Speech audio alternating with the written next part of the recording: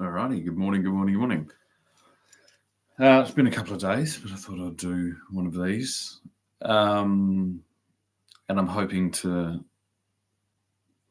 continuously have more days between these from now on. Because these, as I've stated always, they're a defensive operation. My territories, my established concerns have been trespassed upon, and so that is what has activated my defenses. And as that eases up, I will respond adequately and ease up mine. But although there are still so many trespasses onto these things, that obviously it'll be consistent, but it's going to change intensities. And I'll say as well, I feel a bit off today. I've got actually like a brace on that's stretching my spine. I believe that this is the cause for the majority of my pain, and I've found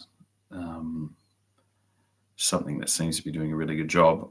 What it's doing, I can feel it actually stretching my spine. This now know will make you feel lightheaded. My guess is that this could be a cause of like like car sickness and things like that. As you're in a car getting compressed or elongating. I think a lot of the issues that humans have are caused by spinal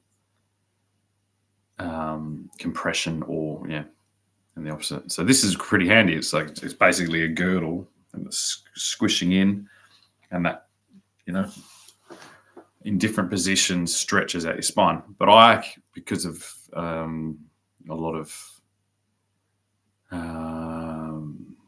mindfulness about the different parts of my body to try and figure out what's going on, I'm very sensitive to the details of it, so I can feel the lightheadedness of my spine or my spinal fluid. But I'll continue on anyway. But this is called sustainability. Now, when you hear that word, it's overused, and this is the problem: is unless you've dived in the deep end and been swimming around in this place for a long time, you may have heard this term, and you more than likely have some type of understanding of what it is, but you might have almost like a cartoonish vision that is invoked when these words are used. And I think this is a major hurdle that we're going to face in the next decade, is learning the ways that we can actually communicate them. Like, it's not just about words and repetition of the same words to inform people about a particular circumstance. It's a lot more like, unless we understand what people's actual understanding is, what framework or what grounding they're shaping their version of, it gets really difficult. So to say sustainability, it's like, well, sustainability is humanity. Without sustainability, we would not have been able to sustain ourselves. And so it is a given that we've been participating in sustainability for our entire history of civilization. And then it becomes a mathematical equation. It's like, if we're talking about the sustainability of the human race, it's like, yeah, we will be able to sustain the human race, even despite all these wasteful behaviors and destructive behaviors, because we will just cannibalize the system. And this doesn't mean necessarily, conspiracy theories like billionaires killing people or genocides or, contrails or what are they called? Just all these things. It doesn't mean it's like it'll be 1,000 different ways. It'll be biological. It'll be adaptation. It'll be evolutionary. So sustainability really is a terrible word to use for the actual phenomenon that we're encountering. And the main culprit is cultural. I'll call it like cultural cul-de-sacs. It's probably the best way to explain it. And I'll use a little anecdote to explain what I'm talking about. And like a lot of things, it has to do with my relationship with my father, and then in turn, my relationship with my children as their father. And I had a unique circumstance with this, that my father was quite old, a lot older than my peers' fathers. And so he was born during the Depression, just before World War II, and then had me when he was 55. And then I've already at 38 gone through the process of caring for my elderly father as his health deteriorates, going through, and then obviously losing him, going through the grieving process, going through the comparison with so I have a very, very convenient snapshot of this particular phenomenon in front of me, and have had for my entire life. Now I'm going to zoom in more specifically at the circumstance of driving vehicles. Because I have this large distribution, and because, as I said, I've got this brace on, so I'm realizing that my particular usage of automobiles in comparison with my job and the stresses of life and things like that have caused me the majority of my pain and discomfort. And as amazingly disadvantaged or inconvenienced or disrupted my my action and my everything, every single aspect of my life. Now, to my knowledge, and I could have this wrong, but it won't be. If it is wrong, it'll only be slightly wrong. But my grandfather, so my father's father, did not drive a car. I don't think. I have a feeling, I have a faint memory, and this is what happens. This is one of the upsetting things about when that person isn't there. You can't ask them. There are people I could ask, but even if it isn't true as I'm telling it, it's close enough to be true. So if he was driving, he wasn't driving to the level that my father did. My father was a keen motorist and keen driver. He drove around Australia, I think, 3 times. Driving was his favorite thing to do. This is what he would do. So this is what I'm talking about. This is a cultural cul-de-sac, in my opinion, which literally leads to literal cul-de-sacs because of this this manifestation of automobiles. And my father lived through that that period. It will be described as the period of the automobile. It shaped everything. He watched, cars turn from basically from Model Ts to like rough, very, and especially living in a place like Tasmania where it might have been one of the last places still within the British Empire to receive automobiles in the way that they did. So it was and his age group during the Depression. Obviously, this was akin to how, say, baby boomers speak about the Beatles, I think. And obviously he was older, so he didn't have that thing with the Beatles. He didn't have that thing with rock music. He didn't have that thing with Elvis. He had that thing with cars. because cars, I think, used the exact same model of distribution that the Beatles then later on and Elvis went on to use. And it shaped his life. He had bookshelves filled with pictures, like books with cars in it. He would constantly talk about his cars. It was the and even though like he didn't then in old, like I would get frustrated because he would talk about those cars and I'd be like, why don't you buy one? Why have you just got this kind of, this Subaru? And he's like, well, that to him did all the things, and it was wonderful. It wasn't fancy, it wasn't show offy. It was the perfect vehicle that he needed. And so there was a practicalness to his love of cars. It didn't stop him, liking the other cars.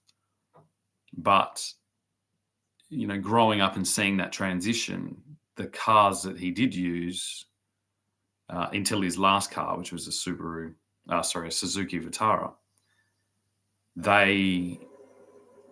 I always got the impression like that's the equivalent of me driving a spaceship if you grew up in that period. So he lived out his cultural cul-de-sac,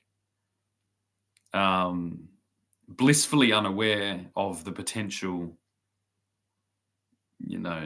harms to individual and to society, to cohesion, all these things, because his entire life was held within that period.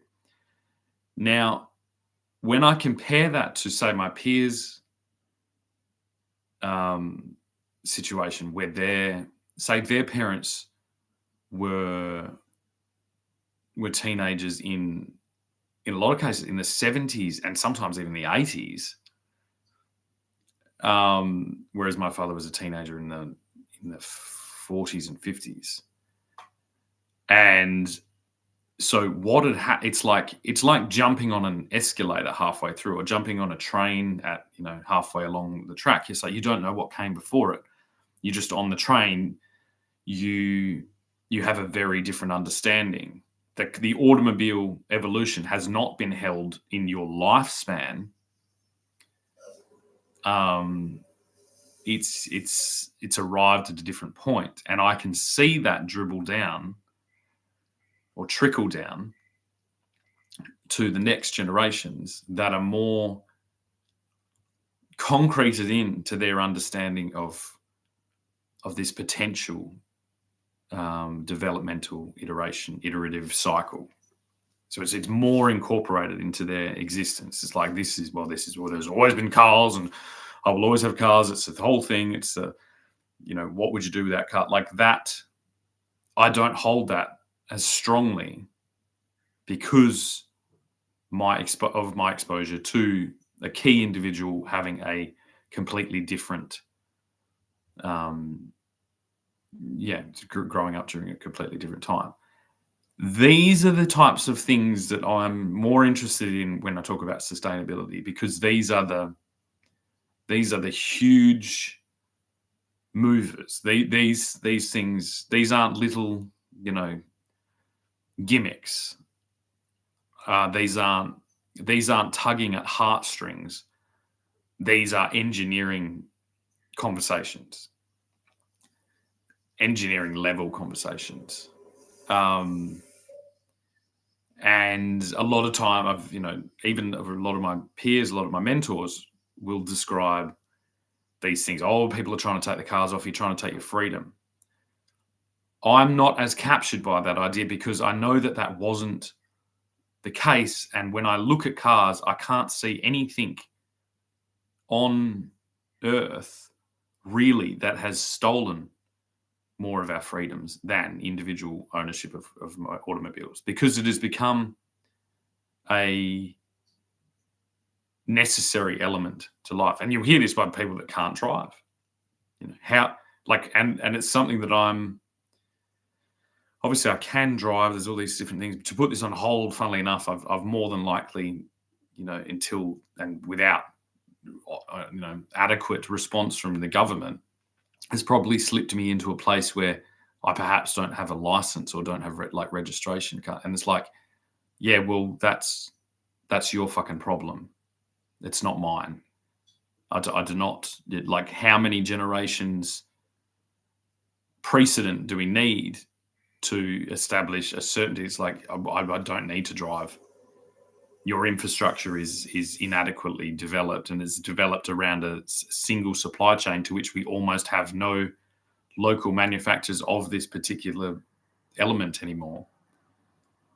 And I saw this morning or yesterday that there was a discussion about these trains that have been assembled in Perth being called Temu trains. And it's like, yeah, our entire infrastructure is now reliant on offshore automobiles. And to live in these environments without a license, without a car, is horrific. It's a terrible thing. And so I just don't see it as a sustainable option. There's plug-in option, literally plug-in solutions like electric cars, but most of the problems I've uncovered from this automobile paradigm are still present within the electric. And so I'm not going to subsidize this existence any longer. With my investment, with my action, with my political dialogue, I'm going to basically get the fuck out of here and return to a place that makes sense in a non-automobile world. And I think that if, like, just below all of this, we can find, well,